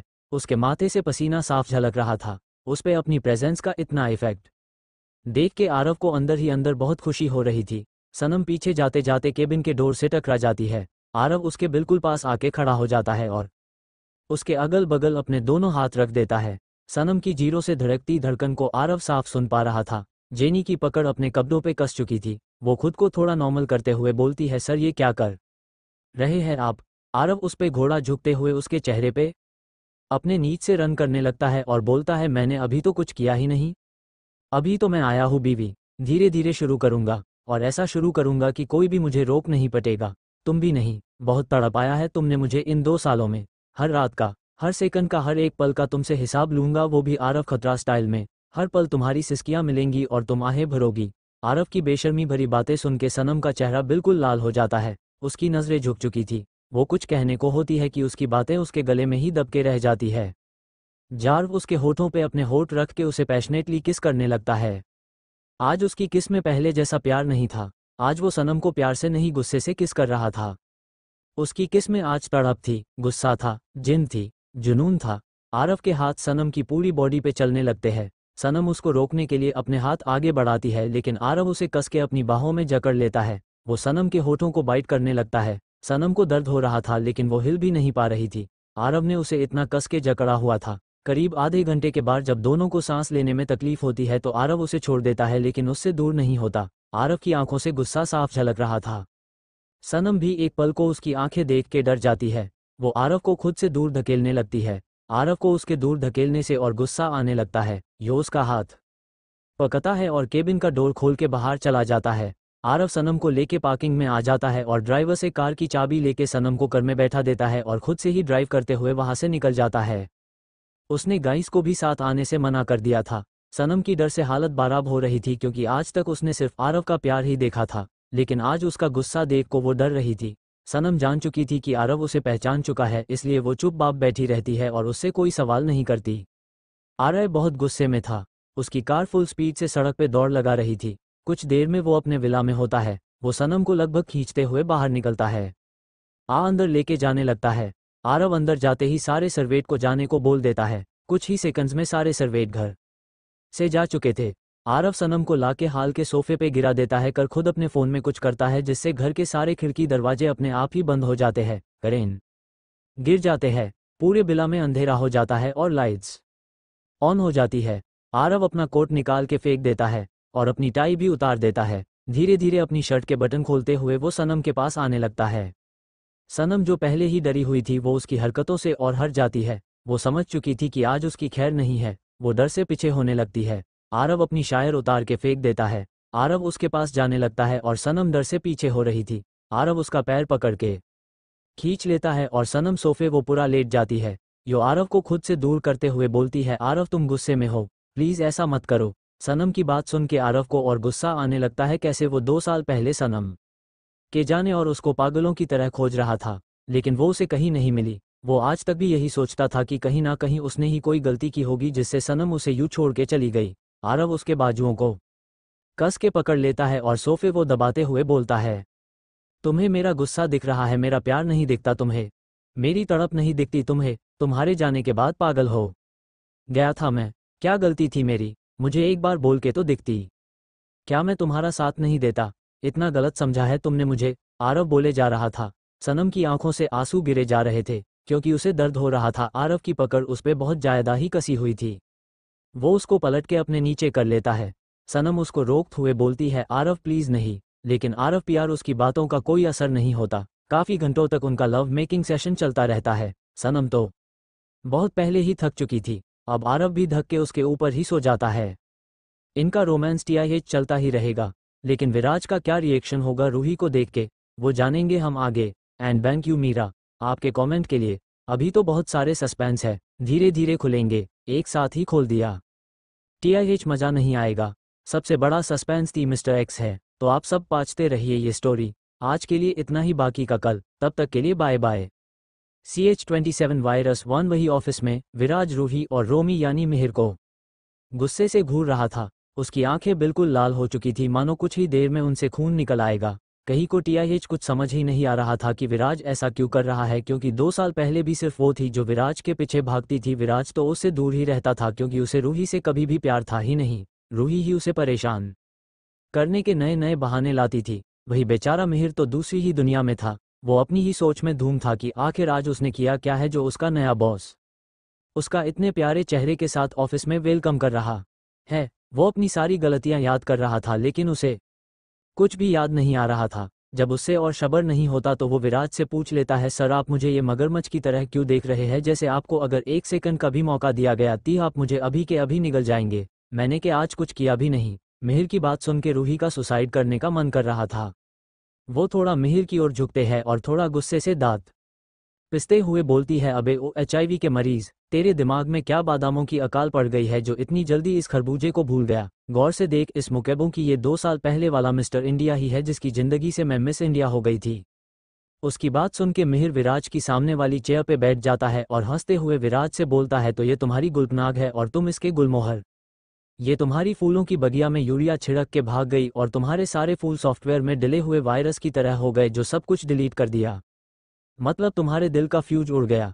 पर अगर इस बात का गुस्सा होता कि इसने तुम्हारे हॉट की सॉफ्टवेयर को उड़ा दिया तो तुम इसको गुस्से से घूरते। मैंने क्या तुम्हारा मुंडन कर दिया जो तुम मुझे गर्म तेल में तलने को हो रहे हो। मिहिर की बात पे रूही और विराज दोनों ही अपना सिर पीट लेते हैं और अपने मन में सोचते हैं किसने बनाया है ये वायरस। उसके तो चरण धो के साफ करके उसे गंगा जल में डुबकी लगवानी पड़ेगी।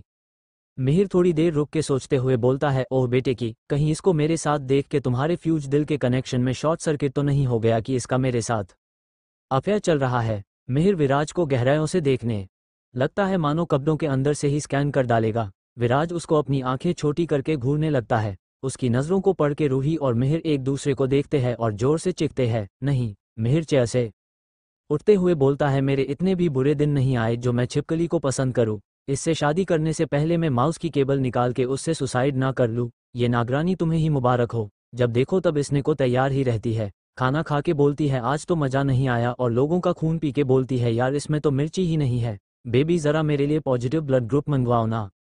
पॉजिटिव TIH मैंने 1 घंटे पहले ही पिया था। मिहिर केबिन से बाहर जाते हुए बोलता है, ये तुम्हारी मैना और रूम, इसके तोते जो करना है वो करो। हनीमून पे जाओ, शादी करो, या 150-200 बच्चे पैदा करो, मुझे इससे दूर दूर तक कोई लेना देना नहीं है। सपेरी कही की। मिहिर इतना बोल के वहां से चला जाता है और रूही उसके पीछे जाते हुए बोलती है, मिहिर के बच्चे, आज मेरा जो होगा वो देखा जाएगा, लेकिन सबसे पहले तुम्हें ही इसके इस दुनिया से अलविदा करूंगी। लेकिन बेचारी केबिन से बाहर जा पाती उससे पहले ही विराज उसका हाथ पकड़ के उसे रोक लेता है और उसे केबिन के डोर से लगा के उसे हाथ को उसकी पीठ से लगा देता है। कहीं को बहुत दर्द हो रहा था क्योंकि विराज ने उसका हाथ बहुत कस के पकड़ा था। विराज काफी देर तक उसके चेहरे को देखता रहता है लेकिन रूही की आंखें झुकी हुई थी। विराज को बहुत गुस्सा आ रहा था ये सोच के कि वो अब उसकी शकल भी नहीं देखना चाहती, लेकिन गलती के उसकी थी। फिर भी रूही उसे छोड़ के आई थी, ना कि विराज ने उसके साथ कुछ गलत किया था। विराज का गुस्सा उसकी हद पार कर रहा था। जब उससे और कंट्रोल नहीं होता तो वो रूही के हाथ को छोड़ के उसकी कमर पकड़ के खुद से चिपका लेता है और उसे रुडली किस करने लगता है। वो स्नी के होठों को चबा रहा था। रूही को बहुत दर्द हो रहा था। वो उसे दूर करने की कोशिश कर रही थी लेकिन विराज उसे और भी कस के जकड़ लेता। बहुत देर तक उसके होठों को चबाने के बाद विराज उसे छोड़ देता है और उसके माथे से अपना माथा जोड़ लेता है। रूही अपनी बड़ी हुई सांसों को काबू में करने की कोशिश करने लगती है। उसके होठों से खून निकल रहा था।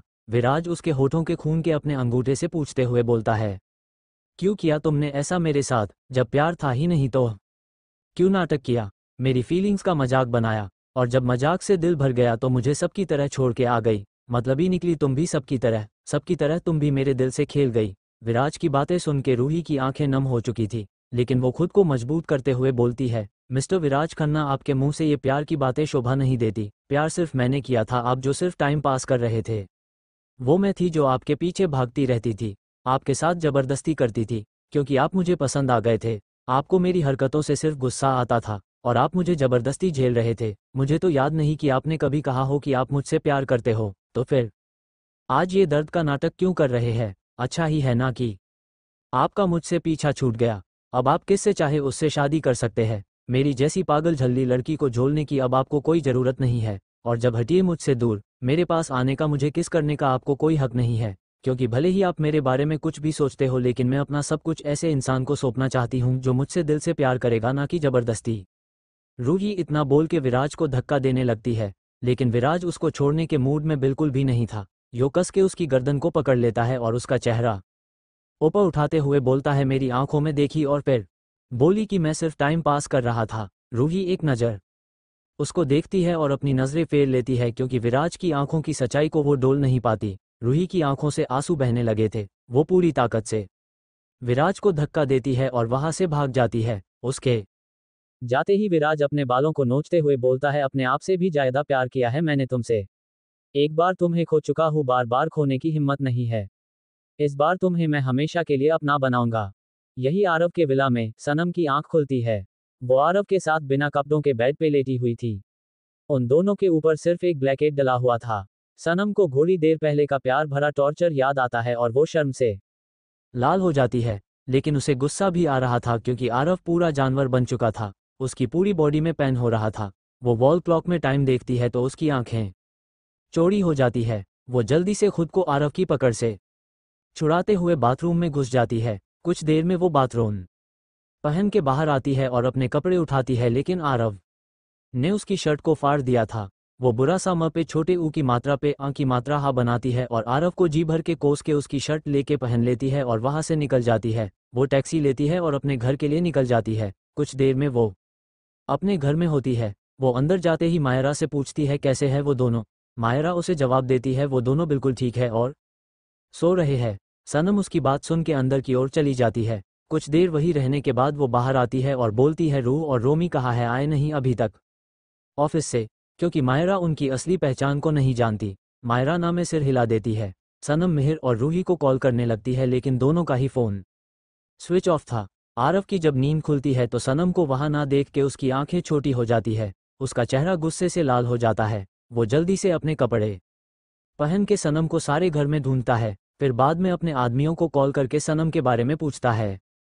वो उसे बताते हैं कि सनम अपने घर में है। आरव उन्हें सनम पे नजर रखने का बोल के कॉल कट कर देता है। आरव खुद से ही बात करते हुए बोलता है इस बार नहीं बीवी, रूम हर बार मुझे छोड़ के नहीं जा सकती। तुम्हें मेरे पास आना ही होगा, फिर चाहे उसके लिए मुझे कुछ भी क्यों ना करना पड़े। तुम मुझे छोड़ के बिल्कुल नहीं जा सकती। वहीं कहीं एक बार मैं शॉट पे शॉट लगा रही थी और मिहिर उसको शांत करवा रहा था, लेकिन वो पीते ही जा रही थी। क्या सनम गी आरव के पास, या फिर एक बार फिर वो अपने प्यार और फर्ज में अपने फर्ज को चुनेगी? जानेंगे हम आगे। Thank you Meera for your comment. आज के लिए इतना ही, बाकी का कल। तब तक के लिए बाय बाय। CH28 नशे में इंटीमेसी। सनम अपने घर वापस आ चुकी थी। वो बार बार मिहिर और कहीं को कॉल कर रही थी, लेकिन दोनों का ही फोन स्विच ऑफ था। वो उन दोनों के लिए परेशान हुई जा रही थी। आरव गुस्से से पागल हो रहा था क्योंकि उसे लगा कि सनम एक बार फिर उसे छोड़ के चली गई है। उसने अपने गाइस को कॉल करके पूछा तो उसे पता लगा कि सनम अपने घर पे है। वो उन्हें सनम पे नजर रखने का बोल के कॉल कट कर देता है। वही रूही एक बार में शॉट लगा रही थी और मिहिर उसको रोकने की कोशिश कर रहा था, लेकिन वो तो अपने होश में ही नहीं थी। वो एक पैग और मारते हुए बोल रही थी वो खड़ूस बूढ़ा खुद को समझता क्या है। उसने मुझे बोला कि मैं उससे प्यार नहीं करती। उस चिलगोजे को तो मैं चक्की में डाल के पीस दूंगी। मिहिर उसको रोकते हुए बोलता है हाँ हाँ झांसी की रानी, तुझे जो करना है वो कर लियो, पर अभी तो चलिए से। वही बैठा विराज उन दोनों को अपनी जहरली आंखों से घूर रहा था, क्योंकि उसके आदमियों ने उसे रूही के बार में होने की न्यूज दी थी, इसलिए वो सीधा यही आ गया था। लेकिन वो जब यहाँ आया तो उसको मिहिर पहले से ही वही दिखाई दिया और उसकी भौवें तन जाती है। वो वहीं बैठ जाता है और एक बैटर से ड्रिंक लेके गटक जाता है। विराज ने भी जब तक काफ़ी पी ली थी, लेकिन वो अभी डोल पा रहा था। मिहिर रूही को बाहर ले जाने लगता है। रूही झूलती हुई उसके साथ बाहर जाने लगती है। मिहिर ने कहीं की कमर को पकड़ा हुआ था उसको संभालने को। मिहिर को देख के विराज का खून जल रहा था। वो भी उन दोनों के पीछे चला जाता है।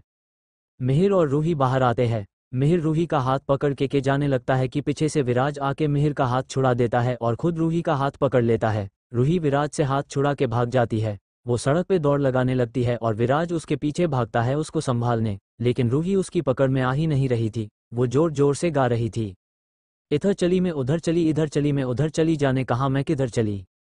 अरे फिसल गई, ये तूने क्या किया। रूही झूलती हुई चल रही थी और विराज उसके पीछे चल रहा था। धीरे धीरे उसको भी नशा होने लगा था। इधर चली मैं उधर चली, जाने कहाँ मैं किधर चली, अरे फिसल गई, ले तेरे संग हो चली। रूही थी अपने नशे में गाए जा रही थी।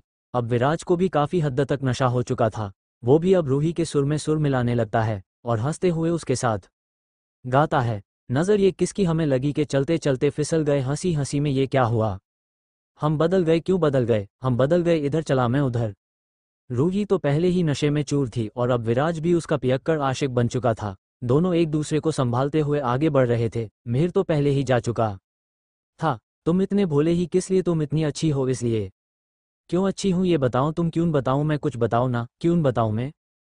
इधर चली मैं उधर। दोनों एक दूसरे का साथ देते हुए गा रहे थे। तब तक यहाँ विराज के गाइस भी आ जाते हैं जो रूही का पीछा कर रहे थे। गाइस दोनों को संभाल के गाड़ी में बिठा देते हैं और उन्हें घर ले जाते हैं। गाइस दोनों को थोड़ा पानी पिलाते हैं, जिस से उन्हें थोड़ा होश आता है, लेकिन अब भी नशा पूरी तरह से हावी था उन पे। विराज ने कम पी थी इसलिए उसको थोड़ा होश आ गया था। वो दोनों कार से बाहर आते हैं। आरव उस वक्त अपने रूम में काम कर रहा था। विराज रूही को संभालते हुए अंदर ले जाने लगता है। उसने कहीं के मुंह पे हाथ रखा हुआ था क्योंकि वो बेसुरे राग जो गा रही थी। विराज उसे बड़ी मस्कत के साथ रूम में लेके चला जाता है। दोनों नशे में थे तो दोनों को ही होश नहीं था कि वो है कहाँ और क्या कर रहे हैं। कहीं रूम में आती है और आते ही बेड पे लेट जाती है और अपने साथ विराज को भी खींच लेती है। विराज खुद को संभाल नहीं पाता और कहीं के ऊपर ही गिर जाता है। रूही उसको धक्का देते हुए बोलती है, अबे ओ हल्क, क्यों मेरी जान लेने पे तुले हो? मुझे बकस। दो हाथियों के सरदार एर उसे एक जोरदार धक्का देती है। विराज उसके बगल में गिर जाता है और रूही एक चैन की सांस लेती है। विराज जो कि उसके खुद को हाथी बोलने से नाराज हो गया था वो फिर से उसके ऊपर आ जाता है और बोलता है, तुमने मुझे हाथी बोला? तुम्हारी हिम्मत कैसे हुई मुझ जैसे चॉकलेटी बॉय को इतने बड़े नामों से नवाजने की? ये सब बोलते हुए विराज रूही के लाल चेहरे को देख रहा था, क्योंकि नशे में होने की वजह से उसका गोरा चेहरा लाल पड़ चुका था। उसके होठ स्ट्रॉबेरी जैसे दिख रहे थे और उनको देख के विराज की बॉडी गर्म हो रही थी। उसका प्राइवेट पार्ट हार्ड हो रहा था। वो रूही के चेहरे पे अपनी उंगली फिराने लगता है। दोनों ही नशे से ज्यादा एक दूसरे के प्यार में मदहोश हो रहे थे। रूही विराज को धक्का देती है और उसके ऊपर आ जाती है। वो अपने गर्म होठों को उधर होठों से जोड़ लेती है और उसको किस करने लगती है। विराज भी उसका पूरा साथ देता है। दोनों एक दूसरे को पूरी शिद्दत से घूम रहे थे, मानो जलते रेगिस्तान में किसी को ठंडा बिस्लेरी का बॉटल मिल गया हो। कुछ ही देर में दोनों एक दूसरे के होठों को छोड़ के अपनी टंग की उलझा लेते हैं और एक दूसरे के मुंह का स्वाद लेने लगते हैं। थोड़ी देर में दोनों को सांस लेने में दिक्कत होने लगती है तो एक दूसरे से अलग होते हैं। रूही विराज के सीने पे ही सिर रख के लंबी लंबी सांसें लेने लगती है। उसकी गर्म सांसें विराज के सीने पे पड़ रही थी जो उसको कंट्रोल खोने पे मजबूर कर रही थी। विराज रूही को पलट के उसके ऊपर आ जाता है और एक बार फिर उसे किस करने लगता है। रूही के हाथ उसके बालों में चले जाते हैं। कुछ देर में दोनों की सांसें उखड़ने लगती है तो दोनों अलग होते हैं। रूही के होठों को छोड़ के विराज उसकी गर्दन पे आ जाता है और उसे किस करने लगता है। नशे में होने की वजह से विराज की पावर भी बढ़ चुकी थी। वो रूही को पूरी इंटेंसिटी के साथ किस करने लगता है। धीरे धीरे उसकी किस बाइट में बदल जाती है। थोड़ी देर में ही दोनों के ही कपड़े फर्श पे बिखरे हुए थे और दोनों एक दूसरे में अपना प्यार बरसा रहे थे। रात के अंधेरे में नशे की मदहोशी कहें या प्यार की खुमारी, दोनों ही एक दूसरे पे अपना सारा प्यार लुटाते हैं पूरी रात। ना जाने आने वाला कल क्या आफत लेके आएगा, इसलिए आज के इस पल को जी भर के जी लेना चाहिए। कल की सुबह दोनों की जिंदगी का क्या रुख लाएगी? क्या होगा विराज और रूही का रिएक्शन अगली सुबह? क्या करेगा आरव सनम को अपने पास लाने के साथ इंडिया ले जाने को? क्या वो अपनी मां से कूटा वादा निभा पाएगा? रूही की जब नींद खुली तो उसे अपनी बॉडी में बहुत पेन महसूस हो रहा था, जैसे किसी ने उसे जंजीरों से बांध दिया। यो धीरे धीरे अपनी आंखें खोलती है तो उसे अपनी बॉडी किसी के नीचे दबी हुई महसूस हुई। वो अपनी नजरें घुमा के देखती है और फिर खुद को देखती है कि अचानक जोरदार चीख उस रूम में गूंज जाती है। रूही पूरी फोर्स के साथ विराज को धक्का देती है। बेचारा विराज जो रात को इतनी मेहनत करके सोया था, सुबह सुबह बेचारा धरती माता का आशीर्वाद ले रहा था। रूही जल्दी से अपने कपड़े उठा के ब्लैंकेट के साथ बाथरूम में चूस जाती है। विराज बेचारा पहले तो कुछ सेकंड ये सोचने में ही लगा देता है आखिर उसके साथ हुआ टीआईएच हुआ क्या। जल्दी से अपनी आधी खुली आंखों के साथ और अपनी टूटी हुई कमर को पकड़ के बेड पे संभालते हुए बिठा देता है। रूही कुछ देर में कपड़े पहन के बाथरूम से बाहर आती है। आते ही एक बार फिर जोर से चीख देती है, क्योंकि सामने ही विराज बिना कपड़ों के यूं ही पड़ा हुआ था। रूही उसको पिलो से मारते हुए बोलती है, बेशर्मी को आखिरी पैदाइश, कपड़े तो पहन लो या फिर अब सबके सामने अपने इस खटारा सिस्टम के साथ यूं ही घूमते रहोगे। रूही के इतने लंबे चौड़े भाषण में विराज ने चाहे कुछ भी ना सुना हो, लेकिन खटारा सिस्टम बहुत अच्छे से सुना था और ये सुनने की ही देर थी कि उसके कान घोड़े के जान की तरह साहे हो जाते हैं। वो वैसे ही जाके रूही के सामने खड़ा हो जाता है और बोलता है, रात को तो तुम्हें बड़ा मजा आ रहा था। रात को तो बेबी थोड़ा जल्दी करो, बेबी थोड़ा स्ती करो, बेबी घोड़ा लिफ्ट करो, थोड़ा राइड करो। और सुबह होते ही तुम किस खेत की मूली में किस खेत की गाजर। रात को मेरी इज्जत लूटी तब तुम्हें कोई फर्क नहीं पड़ा और अब मुझे बेशरम बोल रही हो। और तुम्हारी हिम्मत कैसे हुई मेरे सिस्टम को खटारा बोलने की? रूही उसकी बात सुन के जवाब देते हुए बोलती है, खटारा को खटारा ही बोला जाता है। एक किक मारते ही तो इसका फ्यूल निबट जाता है। जितने धक्के तुम्हारे इस खटारा को स्टेट करने में मारने पड़ते हैं उतने तो रोडवेज की बस में भी नहीं लगते। वो भी कुछ सेकंड में स्टार्ट हो जाती है और ये तुम्हारा हैंडब्रेक चौधरी का वो चांद है जिस पे पूर्णिमा के दिन भी ग्रहण लग जाता है। विराज उसको खुद से चिपकते हुए बोलता है, तुम मेरी कैपेबिलिटी पे शक रही हो, वो तुम ही थी रात को जो दर्द से बिलिया रही थी, प्लीज तुम बाहर आ जाओ, मैं और नहीं सह पाऊंगी। विराज की बात सुन के रूही शर्म से लाल होने लगती है।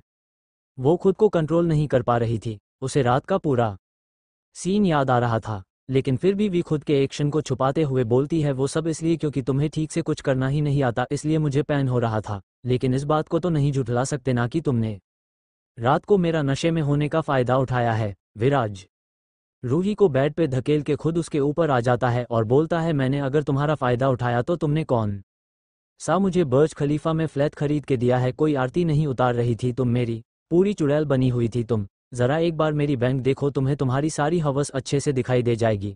और रही बात मेरे ब्रेक फेल होने की, तो अगर तुम्हें शक है तो मैं तुम्हें एक राउंड और दिखा सकता हूँ करके, मुझे कोई प्रॉब्लम नहीं है। रूही की हालत विराज की बातें सुन के खराब होने लगी थी। सेकंड राउंड के नाम से ही उसकी सिटी पिटी गुम हो गई थी। उसका मन कर रहा था अभी बर्ज खलीफा पे चढ़ के सुसाइड करके। वो पूरी लाल हो चुकी थी, लेकिन विराज उस पे झुकते ही जा रहा था। तभी डोर नोक होने की आवाज आती है, रूही बाहर आओ। सनम की आवाज सुन के रूही की और हालत खराब हो जाती है। वो विराज को बेचारी नजरों से देखने लगती है, जैसे अभी सनम उसके बाहर जाते ही उसे मौत का फरमान सुना देगी। विराज उसको शांत करते हुए बोलता है, तुम बाहर जाओ, मैं अभी आया, मैं सब हैंडल कर लूंगा, तुम्हें परेशान होने की जरूरत नहीं है। रूही थोड़ा डरते हुए बाहर की ओर जाने लगती है और विराज अपने कपड़े लेके बाथरूम में घुस जाती है। रूही बाहर आती है तो सनम टेंशन से हाल में इधर उधर चक्कर काट रही थी। रूही चुपचाप जाके उसके सामने खड़ी हो जाती है। रूही की शर्ट का ऊपर का बटन खुला हुआ था, जिससे उसके बाइट मार्क्स अच्छे से दिखाई दे रहे थे, जो बीती रात की कहानी अच्छे से बयान कर रहे थे। वहीं आरव इन सब से अलग अपना नाश्ता करने में बसी था। कुछ देर में विराज भी बाहर आ जाता है। विराज बाहर आते ही सनम का गुस्से से भरा चेहरा देख के थोड़ा डर जाता है, लेकिन वो बात को संभालते हुए बोलता है, दिखाते भाभी आप ऐसे मत देखिए, कल रात जो भी हुआ वो नशे में हुआ, हम ऐसा कुछ नहीं चाहते थे शादी से पहले, मतलब तुम दोनों ही ये सब करना चाहते थे। सनम फिर एक तीर कमान से छोड़ देती है। तभी पीछे से आरव की आवाज आती है, क्यों वो क्या ब्रह्मचारी है दोनों जो नहीं करेंगे, या फिर उसकी गाड़ी का हैंडब्रेक खराब हो गया है जो वो ऐसा नहीं कर सकता। आरव की बेशर्मी भरी बातें सुन के सनम को भी गुस्सा आ जाता है और वो जवाब देते हुए बोलती है, मिस्टर आरव खन्ना, आपने सबको अपने जैसा समझ रखा है क्या? सबके फ्यूज आपकी तरह उड़े नहीं रहते। सनम की बात सुन के आरव को थोड़ा गुस्सा आ जाता है। वो अपने नाश्ते को बीच में ही छोड़ के जानबूझ के उनकी कुश्ती में कूदते हुए बोलता है, बीवी मुझे लगता है कि तुम्हारी याददाश्त कमजोर हो चुकी है, तभी तो तुम इतनी जल्दी सब भूल जाती है, लेकिन अगर तुम चाहो तो मैं तुम्हें फिर से याद दिला सकता हूँ। वेट कहीं ऐसा तो नहीं बीवी कि तुम्हें जलन हो रही हो मुझसे, कि तुम कुछ सेकंड्स भी नहीं टिक पाती और मेरी इंटेंसिटी तुमसे ज़्यादा है इसलिए। आरव की बेशर्मी भरी बातें सुन के सनम का मन कर रहा था कि वो अभी के अभी इस आदमी को समुद्र में डाल के वेल मछली से रगड़ा के अच्छे से धोए कि ये फिर कभी अपनी इस गटर जैसी जुबान को ना खोल पाए। सनम उसके पास जाती है और अपने दोनों हाथ फोल्ड करके बोलती है, खुद को जायदा सरदार गब्बर सिंह समझने की जरूरत नहीं है, रहोगे तो तुम नटवरलाल ही। दिवाली में आने इक्वल्स वाली फुलझड़ी भी तुमसे ज्यादा देर टिक जाती है, लेकिन तुम तो मुर्गा छाप के लोकल ब्रांड से भी फंसी निकले। आरव सनम की बात सुन के कुछ कहने को होता है कि सनम उसे बोलने का मौका दिए बिना बोलती है, सुनो मिस्टर, बिना पानी के हैंडपंप, अगर 1-2.5 किलो का हाथ तुम पे पड़ गया ना तो तुम पानी देने के काम आओगे और ना ही शो पीस बनेगे। सनम इतना बोल के रूही को लेके वहां से निकल जाती है और आरव और विराज बेचारा अपनी अपनी वाली को जाते हुए देखता रहता है। सनम और रूही अपने घर आ जाते हैं। कुछ ही देर में वो और मिहिर रेडी होके निकल जाते हैं। फिर से वो लोग आज उसी लैब में होते हैं और वो आदमी जो उस दिन सबको प्रोजेक्ट के बारे में बता रहा था वो बोलना शुरू करता है, एजेंट्स, हम अभी तक मिस्टर एक्स के बारे में कुछ भी पता नहीं लगा पाए हैं, लेकिन हमारे कुछ एजेंट्स को ये खबर मिली है कि मिसेस खन्ना ने वो फॉर्मूला फिर से बना लिया है और जो फॉर्मूला उन्होंने पहले बनाया था वो उन्होंने किसी इंसान की बॉडी में इंजेक्ट कर दिया था। अब उस इंसान के ब्लड में इतनी पावर्स आ चुकी है कि उसकी कुछ बोलने किसी भी इंसान के जख्म को भर सकती है। इक्वल्स और मिस्टर एक्स को भी ये खबर हो चुकी है। उसने अपना कोई खास आदमी मिसेस खन्ना के पास भेज भी दिया है। अब हम ना सिर्फ उस फॉर्मूले की बचाना है बल्कि एमआरएस खन्ना को भी और उस आदमी को भी खोजना है जो वहां गया है। अब हमारे इंडिया जाने का वक्त आ गया है। सनम, तुम पहले भी आरव खन्ना की वाइफ बन के उनकी लाइफ में जा चुकी हो, तो तुम्हारे लिए उनकी लाइफ में फिर से जाना, उनके आसपास रहना इसी है, इसलिए तुम वहां जाओ। एक बात याद रखना सोल्डिस, ये मिशन अब तक का सबसे बड़ा मिशन है। अगर वो गिरमुका किन्हीं गलत हाथों में चला गया तो पूरी दुनिया में तबाही आ सकती है, इसलिए हमें सोच समझ के काम करना होगा। सनम अपने चीफ की बात सू के कुछ देर सोच में पड़ जाती है वो अपने मन में बोलती है अगर मैं आरव की लाइफ में गति थी कहीं उसे सच का पता ना चल जाए वो फिर पता नहीं कैसे रिएक्ट करेगा और अगर नहीं गई तो ये मेरे देश के साथ गद्दारी होगी। ही भगवान ये आपने मुझे कहाँ फंसा दिया है। आज तक आपने मुझसे मेरा सब कुछ छीना है कम से कम उन्हें तो दूर मत करना मुझसे। अगर इस बार से मुझसे दूर हो गए तो शायद एआई अब नहीं जी पाऊंगी। सनम, रूही और मिहिर कुछ देर अपने चीफ से बात करके वहां से निकल जाते हैं। क्या छुपा रही है सनम आरव से और क्यों? क्या है यूज डर की वजह? कौन है मिस्टर एक्स का मोहरा? थैंक यू दोस्तों कल के कमेंट्स के लिए। Thank you. आपको ये स्टोरी पसंद आई लेकिन मुझे लगता है कि शायद उसका कॉन्ट्रैक्ट साइन नहीं होगा क्योंकि इसके रीड्स बहुत कम है तो शायद इसे बंद भी करना पड़े। बाकी की स्टोरी जानेंगे हम आगे। आज के लिए इतना ही, बाकी का कल। तब तक के लिए बाय बाय। CH30 इंडिया वापसी। सनम के चीफ ने उसे बोल दिया था कि उसे फिर से आरव की जिंदगी में एंट्री लेनी होगी क्योंकि मिस्टर एक्स ने मिसेस खन्ना की लाइफ में किसी को अपना मोहरा बना के उसकी लाइफ में भेज दिया था ताकि उस फॉर्मूले का पता लगा सके। इसलिए सनम को इंडिया जाना होगा और मिसेस खन्ना की लाइफ में ही जाना होगा, उनके आसपास भी रहना होगा। सनम, मिहिर और रूही वापस आ जाते हैं। सनम अपने फ्लैट पे आके हाल में लगे सोफे पे बैठ जाती है। मिहिर और रूही उसकी सिचुएशन समझ रहे थे। वो दोनों उसको चीयर करने के लिए उसके पास जाके बैठ जाते हैं। रूही उसके कंधे पे सर रख के बोलती है जाने मन तुम फिक्र मत करो, हम कोई ना कोई रास्ता तो निकाल ही लेंगे। और वैसे भी मिस्टर हैंडसम तो अब भी तुमसे प्यार करते हैं, फिर तुम क्यों फिक्र कर रहे हो? मिहिर भी उसको शांत करते हुए बोलता है जान ये चुड़ैल सही बोल रही है, तुम क्यों टेंशन के रही हो, वो तुम्हें समझेगा, उसे कुछ पता नहीं चलेगा, हम सब हैंडल कर लेंगे। सनम उनकी बातों का जवाब देते हुए बोलती है तुम लोग नहीं समझ रहे हो, मेरे इंडिया जाने का मतलब है उनको भी लेके जाना, और अगर आरव को गलती से भी भनक लग गई तो वो उन्हें मुझसे छीन लेगा, और सबसे बड़ी बात वो मुझे धोखेबाज भी बोलेगा। सच तो ये है कि मैं भी उसे ये बताना चाहती थी लेकिन मेरी पहचान मुझे उसे बटन नहीं देती क्योंकि मैं उसके साथ रह नहीं सकती। मेरा उसके साथ होने का मतलब है अपने साथ साथ उसकी जान भी खतरे में डालना। हम एजेंट्स की लाइफ कैसी होती है वो तुम्हें अच्छे से पता है, मैं किसी को मेरी लाइफ में लाना नहीं चाहती। अब वो दोनों ही तो मेरे जीने की वजह बनेंगे, और अगर आरव को पता चल गया तो वो मुझसे उन्हें छीन लेगा। सनम की बात सुन के रूही और मिहिर दोनों को ही टेंशन हो जाती है। सनम वहां से उठ के उस रूम में चली जाती है। वो आज पूरा दिन और रात ही उस रूम में बिताती है। वही आरव भी अपने लोगों से सनम की पूरी खबर लेता रहता है। उसे कुछ समझ नहीं आ रहा था कि वो सनम को कैसे वापस लेके जाए। उसका पूरा दिन भी सनम की तरह ही गुजर जाता है। नेक्स्ट मॉर्निंग सनम रूम से रेडी होके बाहर आती है। मिहिर और रूही भी उसको देख के चैन की सांस लेते हैं। सनम ने डिसाइड कर किया था कि वो फिर से आरव की लाइफ में नहीं जाएगी, वो इंडिया जाएगी और मिसेस खन्ना को प्रोटेक्ट भी करेगी, लेकिन आरव को फिर से अपनी लाइफ में शामिल नहीं करेगी। अगर वो फिर से आरव के पास गई तो उसके लिए सच छुपाना मुश्किल हो जाएगा, इसलिए आज ही वो जाके पहले अपनी जॉब से रिजाइन करेगी। मिहिर और रूही भी उसकी बात पे एग्री हो जाते हैं। थोड़ी देर में तीनों रेडी होके ऑफिस के लिए निकल जाते हैं। आरव को भी सनम के आने की खबर हो गई थी, वो और विराज भी जल्दी से ऑफिस के लिए निकल जाते हैं। सनम, मिहिर और रूही ऑफिस आते ही अपने अपने काम में लग जाते हैं। थोड़ी देर में आरव भी ऑफिस पहुंच चुका था। वो सीधा अपने केबिन में चला जाता है। कुछ ही देर में सनम उसके लिए कॉफ़ी लेके उसके शेड्यूल के साथ हाजिर हो जाती है। आरव कॉफ़ी ले लेता है और पीने लगता है। सनम उसे उसका शेड्यूल बता देती है और उसके सामने अपना रेजिग्नेशन लेटर रख देती है। रेजिग्नेशन लेटर देख के आरव की आंखें छोटी हो जाती है। वो गुस्से से लाल पीला हो जाता है, मानो वो लेटर उसका सौतन है और उसकी वाइफ को प्रेग्नेंट कर दिया हो। वो गुस्से से अपनी चेयर से उठता है और सनम की गर्दन पकड़ के उसे दीवार से लगा देता है और खुद उसके पास खड़ा हो जाता है। वो दोनों इतने पास थे कि उनके बीच हवा पास होने की भी जगह नहीं थी। आरव उसके चेहरे पे झुकते हुए बोलता है तुम्हें क्या लगता है कि ये कंपनी छोड़ने से तुम मुझसे बच जाएगी? अगर तुम ऐसा सोचती हो तो ये तुम्हारी गलती है। तुम मेरी थी और मेरी ही रहोगी, फिर चाहे तुम्हारी मर्जी हो या ना हो, मैं तुम्हें ओना बना के रहूंगा, समझी? आरव की पकड़ से सनम का सांस फूलने लगा था। वो इस वक्त नरक का देवता लग रहा था। सनम उसका हाथ खुद से दूर करती है और उसे खुद से दूर कर देती है। सनम लंबी लंबी सांसें लेने लगती है। वो खुद को नॉर्मल करती है और आरव के पास जाके उसके कॉलर पकड़ के बोलती है मिस्टर आरव खन्ना, मैं आपकी प्राइवेट प्रॉपर्टी नहीं हूँ जिसकी आपने रजिस्ट्री करवा रखी हो। तो आगे से मुझसे ऐसे बात करने की सोचना भी मत, वरना आपका क्या हाल करूंगी जो आप कभी सोच भी नहीं पाएंगे।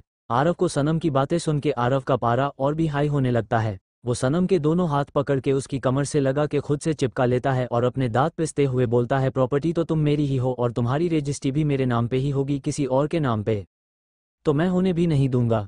इतना बोल के वो उसके हाथों को छोड़ के उसकी कमर को पकड़ के और दूसरे हाथ से उसकी गर्दन को पकड़ के उसके होठों पे अपने होठ रख देता है। वो उसके होठों को चबाने लगता है। सनम उसके सीने पे मारने लगती है, लेकिन आरव को कहा कोई फर्क पड़ने वाला था।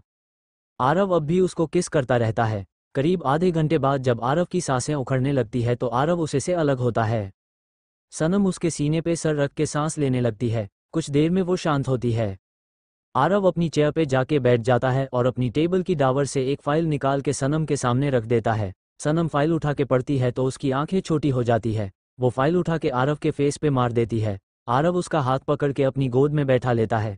सनम उससे छूटने की कोशिश करती है लेकिन आरव उसके पेट पे अपने हाथ लपेट लेता है और इसके कंधे वो अपना सिर रख के बोलता है, जान, तुम्हें क्या लगा कि मैं इतना कच्चा खिलाड़ी हूँ? नहीं जान, चलो अब अच्छे बच्चे की तरह पेपर्स पे साइन करो, और अगर तुमने नहीं किया तो मैं जाके तुम्हें डैड और मेरे सो कॉल्ड ससुर जी को बता दूंगा कि उनकी बेटी एक एजेंट है और तुम तो जानती ही हो कि वो इस जॉब से कितनी नफरत करते हैं। इसलिए इस कॉन्ट्रैक्ट में हम दोनों का ही फायदा है। तुम मेरी वाइफ बन के इंडिया चलो और मेरी वाइफ से सारे फर्ज अदा करो। मेरे बच्चों की माँ बनो और मैं तुम्हारा सच उन्हें नहीं बताऊंगा। वैसे भी मेरे बच्चों की माँ तो मैं तुम्हें बना ही दूंगा, क्यों फिक्र कर रही हो? आरव की बात सुन के सनम पूरी लाल हो जाती है। आरव उसकी शर्ट में हाथ डाल के उसकी बॉडी पे चकनेत लगता है। वो कभी अपने हाथों को उसके ब्रेस्ट पे फेरता तो कभी उसकी पेंट में हाथ डाल के उसकी पैंटी पे हाथ फिरता। सनम की बॉडी में उसकी हरकतों से करंट दौड़ जाता है। वो आरव से छूटने को मचलने लगती है, लेकिन आरव को उसे सताने में मजा आ रहा था। तभी उसके केबिन का डोर नॉक होता है। सनम बेचारी नज़रों से उसे देखती है। आरव उसके चीक्स पे किस करके उसे छोड़ देता है। सनम अपने कपड़े ठीक करती है और सोफे के पास चली जाती है। आरव कम इन बोलता है और विराज अंदर आता है। सनम का लाल चेहरा देख के उसे XCLOSE समझ आ जाता है कि वो गलत टाइम पे आया है। उसको देख के उसे भी रूही के साथ वो रात याद आती है और उसके फेस पे एक बड़ी सी स्माइल आ जाती है। विराज सारे ख्यालों को निकाल के फाइल आरव के आगे कर देता है साइन करने को। आरव साइन कर देता है और विराज को जेट रेडी करने को बोलता है। विराज मुस्कुराते हुए चला जाता है और सनम गुस्से से उसे घूरती है। कुछ देर बाद वो पांचों लोग एयरपोर्ट पे होते हैं अपने लगेज के साथ। आरव सनम को अपनी गोद में उठा के एक रूम में चला जाता है। सनम उसको बस घूरती रह जाती है। उसके जाते ही विराज भी रूही के साथ निकल जाता है। मिहिर बेचारा उन चारों को जाता देख कुछ नहीं कर पाता। आरव सनम को रूम में लाके बोलता है, बेबी अपने कपड़े उतारो, और बोल के अपने कपड़े उतार देता है। सनम उसको घूर के देखती रहती है लेकिन कुछ नहीं कर पाती। वो नजरें फेर के खड़ी हो जाती है। आरव उसके पास जाके बोलता है, बेबी डरो मत, कुछ नहीं कर रहा, बस मुझे नींद आ रही है तो अपने कपड़ों उतारो और मेरे साथ सो जाओ, और अगर तुमने ऐसा नहीं किया तो फिर मैं करूंगा और बहुत कुछ करूंगा। सनम उसकी बात सुन के उसको घूरते हुए बोलती है, मैं ऐसा कुछ नहीं कर रही, और तुम्हें सोना है तो सो जाओ, मुझे क्यों परेशान कर रहे हो? आरव उसको गोद में उठा के बेड पे ले जाता है और उस पे ब्लिकेट डाल के उसके कपड़े उतार देता है और उससे चिपक के अपनी आंखें बंद कर लेता है। सनम बस उसको कोसते रह जाती है क्योंकि वो दोनों ही न्यूड थी और आरव की पूरी बॉडी सनम से टच हो रही थी और उसके रोंगटे खड़े हो रहे थे, लेकिन बेचारी हिल भी नहीं पा रही थी।